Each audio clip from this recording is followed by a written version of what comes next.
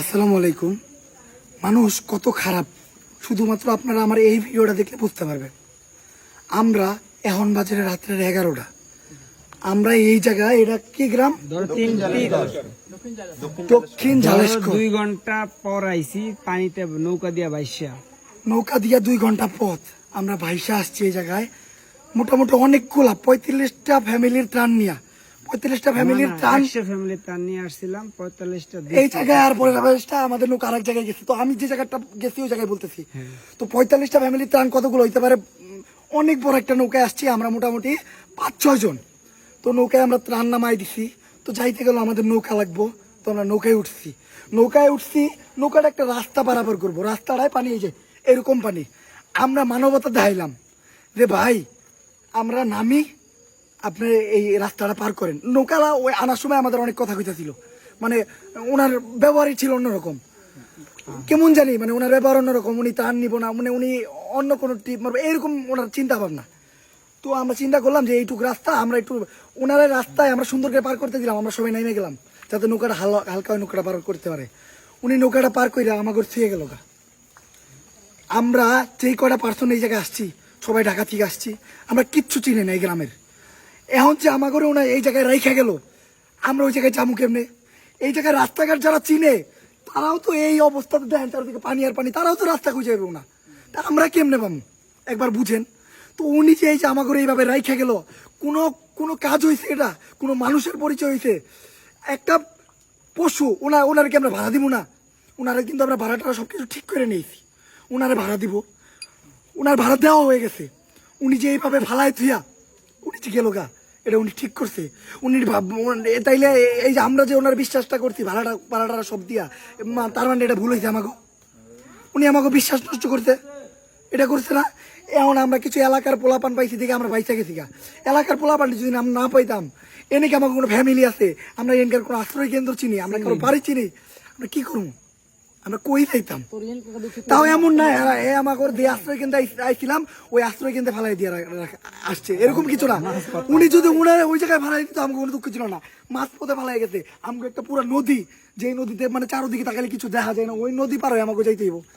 এখন যদি এই যে ওরা, এই যে গ্রামের যে মানুষগুলো ছিল, ওরা যদি একটা নৌকা ভাড়া ভাগ করে না দিত, ওরা যদি আমাকে ওই জায়গায় না রেখে আর প্রতিশ্রুতি দিত, আমরা কি করতাম? আমরা মানে খুঁজেই পাইতাম না। তো আমি মানে এই ধরনের মানুষদের আল্লাহর কাছে, এখন আল্লাহর কাছে বিচার দেওয়া তাদের কিছু করার নাই। এই ধরনের মানুষের আল্লাহর কাছে বিচার দিলাম, আল্লাহ যাতে ওনাদের হেদায়েত দান করে। এছাড়া আল্লাহর বিচার আল্লাহ করবো, আমরা আল্লাহর বলা ছাড়া কিছু করতে পারবো না।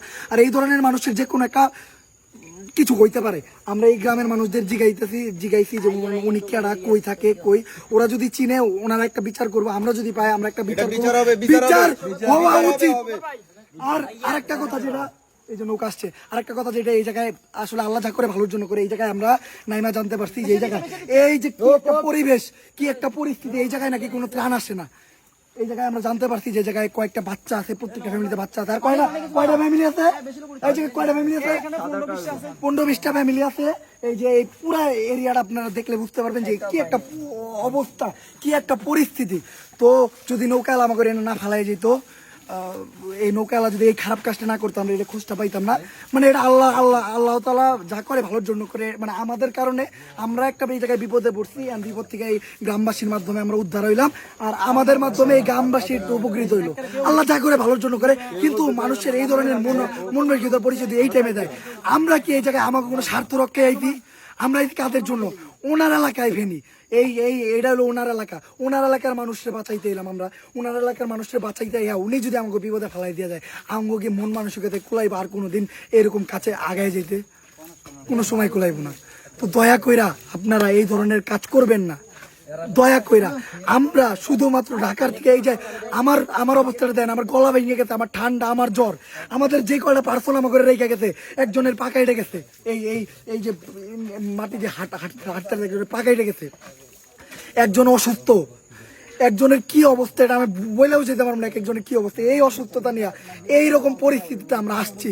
তারপরে যদি আমাদের এই এলাকার বা এইরকম মানুষের দিয়ে এইভাবে প্রতারিত হইতে হয়, তাইলে আর কিছু বলার নেই, কিছু বলার ভাষা নাই। আপনারা এটার একটা ভেদাভেদ করবেন, ভেনিবাসীর কাছে বিচার দিয়ে গেলাম, আপনারা এটার ভেদাভেদ করবেন, আপনার আর আল্লাহর কাছে বিচার দিলাম, আর কিচ্ছু বলার নেই। আপাতত আমরা এই যে নৌকা নিয়ে যাইতাছি, আমাদের ওই জায়গায় যে ত্রাণ আছে এটা ওদের দিয়েই পাঠিয়ে দিব।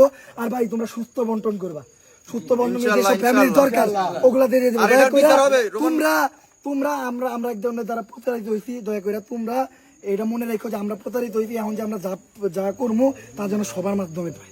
ইনশাআল্লাহ ইনশাআল্লাহ। আর এটার বিচার হবে, সবাই এটার একটা বিট করতে হবে যে নুকালা এটাকে পালাই গেছে, এটার বিচার হবে, কঠিন জবাব হবে এটা।